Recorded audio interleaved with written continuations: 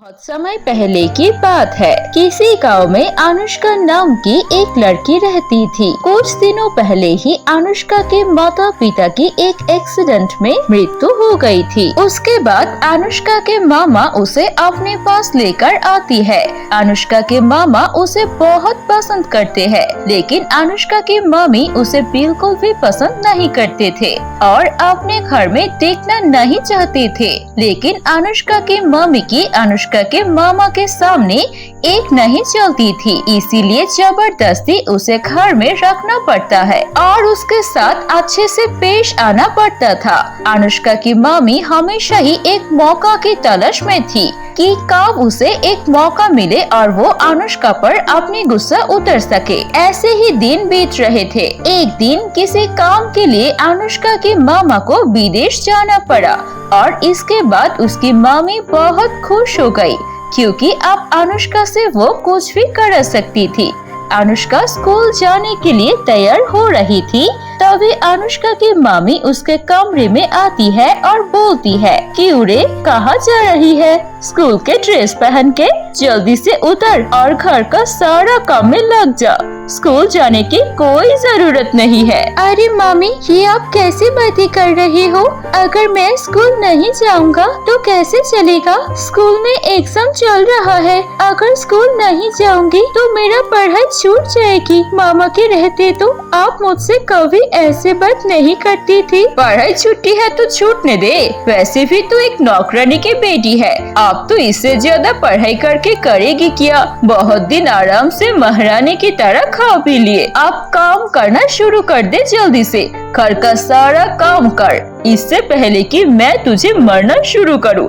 और हाँ, तू अब से इस कमरे में नहीं रहेगी तो स्टोर रूम में रहेगी। फाटे पुराने कपड़े पहन के जो भी कहूँगी वही करेगी। अगर इससे इधर उधर हुई तो मैं तुझे घर से भगा दूंगी और तेरे मामा आएंगे तो बता दूंगी कि तूने घर पर चोरी किया है, इसलिए तुझे भगा दिया। अनुष्का कोई भी बात नहीं करती है, क्योंकि उसके पास नहीं तो कोई और रिश्तेदार था और न ही कहीं पर जाने के लिए जगह। इसीलिए उसकी मम्मी उसे जैसे ही बोलती थी वैसे ही करती थी। उसकी मम्मी की एक बेटी थी, वो भी बहुत ज्यादा जालिम और बुरी थी। उससे बहुत ज्यादा काम करवाती थी। कभी ये खाना तो कभी वो खाना, कुछ न कुछ खाना मांगते ही रहती थी और उसके काम बढ़ाती रहती थी। ऐसे ही दिन बीत रहे थे। एक दिन अनुष्का की मम्मी और अनुष्का की मामा की बेटी दोनों की एक पार्टी में जाने वाली थी। अनुष्का की मामा की बेटी रेडी हो रही थी, तभी अनुष्का उसके कमरे में जाती है कपड़े इस्त्री करवाने के लिए और अनुष्का देखती है उसके पास बहुत सुंदर सुंदर लहंगा और बहुत मेकअप का सामान है। वो ये सब देख के उसे बोलती है, देखो तुम्हारे पास तो कितने अच्छे अच्छे कपड़े और मेकअप है। मुझे भी बहुत शौक है अच्छे से मेकअप करने की। क्या तुम मुझे एक अच्छा सा लहंगा और थोड़ा सा मेकअप दे सकती हो? मुझे भी थोड़ा सजना है। ये सुनने के बाद वो हंसने लगती है और बोलती है, क्या तेरी इतनी हिम्मत, तू मेरी चीजों पर नजर देती है? तू इस घर की नौकरानी है, नौकरानी की तरह रहे। मेरे सामान पर भूल से भी मत देखना। मैं तुझे क्यों एक लहंगा दूं? ये लहंगा कितनी महंगी है, तुझे पता है? वो दोनों ऐसे ही बात कर रही थे कि तभी वहाँ पर उसकी मम्मी आ जाती है और बोलती है, क्या हुआ मेरी रानी बेटी को? ऐसे क्यों चिल्ला रही हो? मैंने कहा ना इसकी मुंह मत लगना। मुझे बताओ क्या हुआ?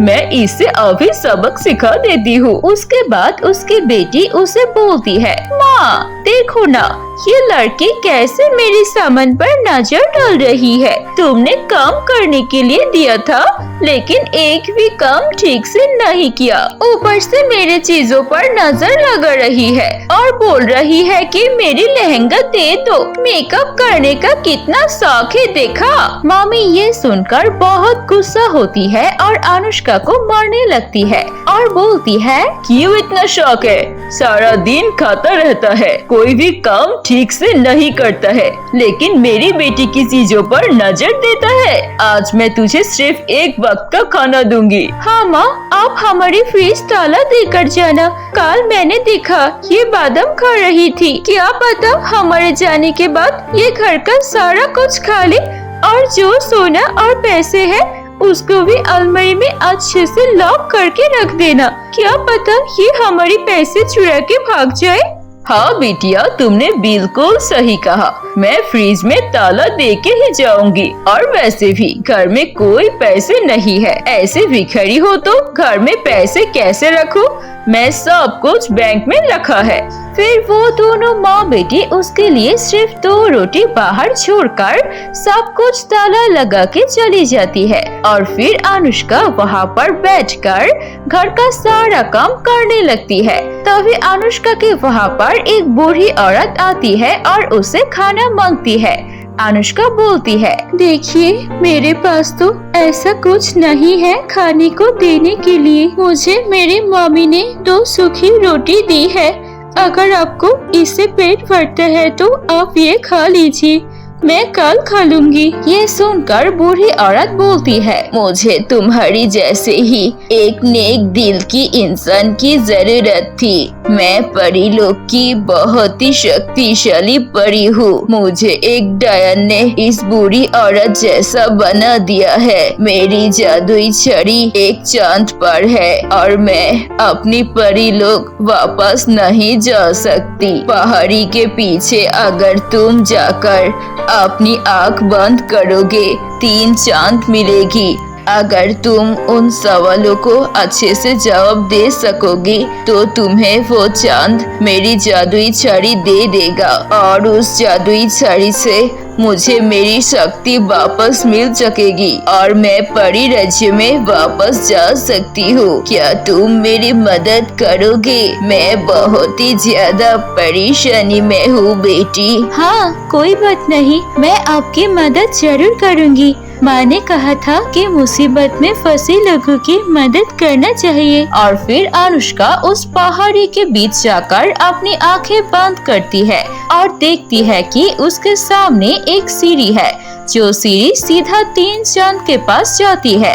अनुष्का सीढ़ी से उन चांद के पास जाती है, और फिर वो चांद बोलने लगता है, अनुष्का तुम अगर मेरे अंदर आओगे तो मैं तुम्हें बहुत ज्यादा धन दौलत देके अमीर बना दूंगी, लेकिन तुम वो बूढ़ी औरत को जादुई छड़ी से मदद नहीं कर सकती। अनुष्का तुम मेरे चांद के अंदर आओ। अगर तुम मेरे अंदर आओगे तो मैं तुम्हें बहुत खूबसूरत बना दूंगी, और दुनिया के सबसे अमीर और खूबसूरत लड़के से तुम्हारी शादी करवा दूंगी। मेरे अंदर आ जाओ। अनुष्का तुम मेरे अंदर आओ। मेरे अंदर जादुई छड़ी है उस परी की। तुम उस परी की मदद कर सकते हो, लेकिन अगर तुम मेरे अंदर आओगे तो तुम इस दोनों चांद के अंदर नहीं जा सकते। किसी एक चांद को तुम्हें चुनना पड़ेगा। मुझे धन दौलत की कोई लालच नहीं है, मैंने बस उस बूढ़ी औरत की मदद करना चाहती हूँ। मैं तीसरे चांद के अंदर ही जाना चाहती हूँ। ये कह के अनुष्का उस तीसरे चांद के अंदर जाती है।